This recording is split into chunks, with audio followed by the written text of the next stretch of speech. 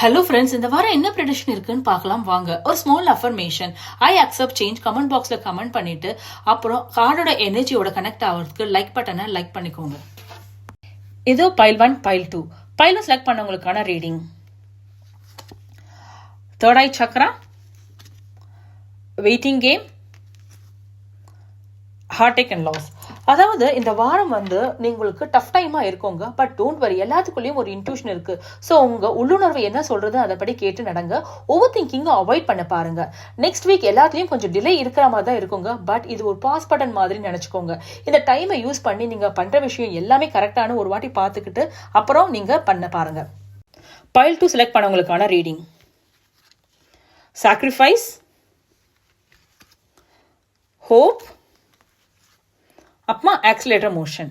அதாவது என்னன்னா, இந்த வாரம் ஃபியர்ஸ் வரிஸ் எல்லாமே ரிலீஸ் பண்ண வேண்டிய டைமா இருக்குங்க.